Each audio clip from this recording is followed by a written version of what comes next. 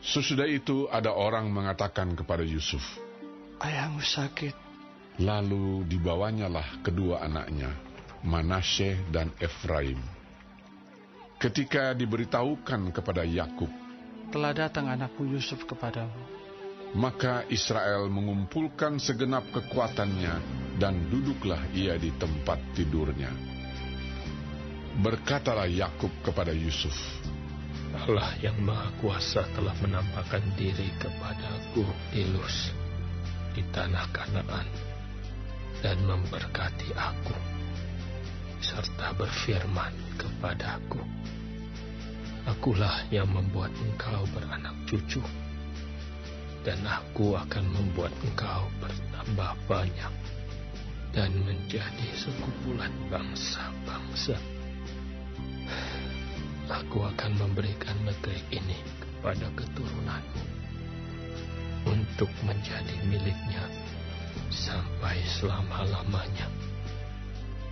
Maka sekarang kedua anakmu yang lahir bagimu di tanah Mesir, sebelum aku datang kepadamu ke Mesir, akulah yang mempunyai mereka.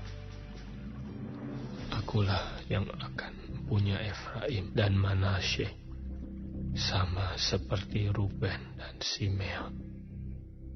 Dan keturunanmu yang kau peroleh sesudah mereka, engkaulah yang mempunyai. Tetapi dalam pembagian warisan, nama mereka akan disebutkan berdasarkan nama kedua saudaranya itu. Kalau aku pada waktu perjalananku dari Padan, aku kematian Rahel di tanah Kanaan di jalan, ketika kami tidak berapa jauh lagi dari Efrata, dan aku menguburkannya di sana, di sisi jalan ke Efrata, yaitu Betlehem. Ketika Israel melihat anak-anak Yusuf itu, bertanyalah ia, "Siapakah ini?" Jawab Yusuf kepada ayahnya, "Inilah anak-anakku yang telah diberikan Allah kepadaku di sini." Maka kata Yakub, "Dekatkanlah mereka kepadaku, supaya aku berkati mereka." Adapun mata Israel telah kabur karena tuanya, jadi ia tidak dapat lagi melihat. Kemudian Yusuf mendekatkan mereka kepada ayahnya, dan mereka dicium serta didekat oleh ayahnya. Lalu berkatalah Israel kepada Yusuf, "Tidak kusangka-sangka bahwa aku akan melihat mukamu lagi. Tetapi sekarang Allah bahkan memberi aku melihat keturunanmu." Lalu Yusuf menarik mereka dari antara lutut ayahnya, dan ia sujud dengan mukanya sampai ke tanah. Setelah itu Yusuf memegang mereka keduanya, dengan tangan kanan dipegangnya Efraim, yaitu di sebelah kiri Israel, dan dengan tangan kiri Manasye, yaitu di sebelah kanan Israel.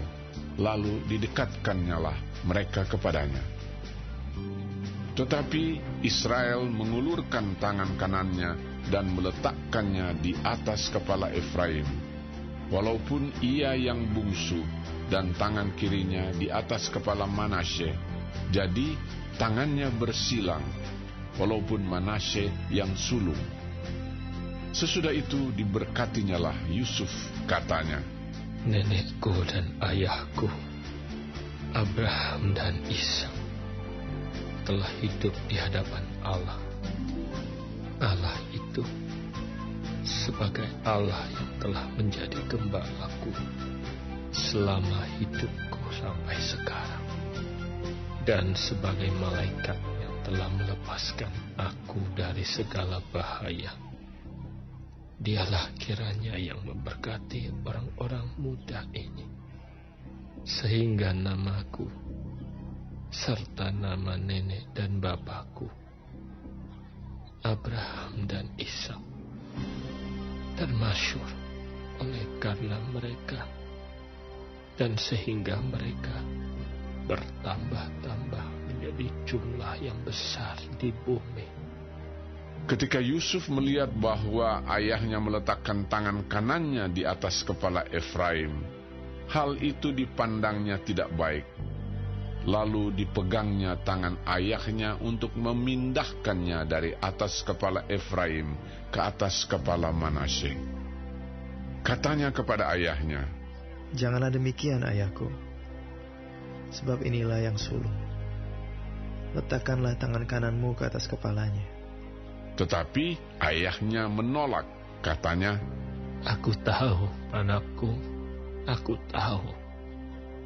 Ia juga akan menjadi suatu bangsa, dan ia juga akan menjadi besar kuasanya. Walaupun begitu, adiknya akan lebih besar kuasanya daripadanya.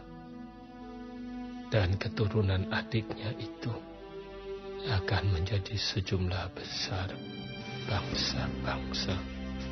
lalu diberkatinyalah mereka pada waktu itu. Katanya, "Dengan menyebutkan namamu lah orang Israel akan memberkati.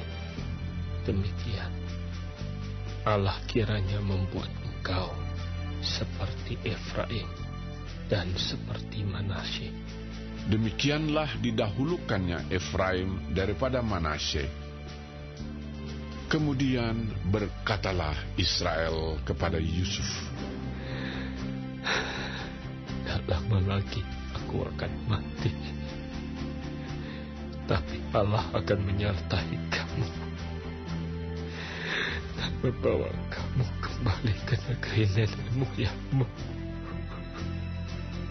Dan sekarang aku memberikan kepadamu sebagai kelebihanmu daripada saudara-saudaramu suatu punggung gunung yang kurebut dengan pedang dan panahku dari tangan orang Amori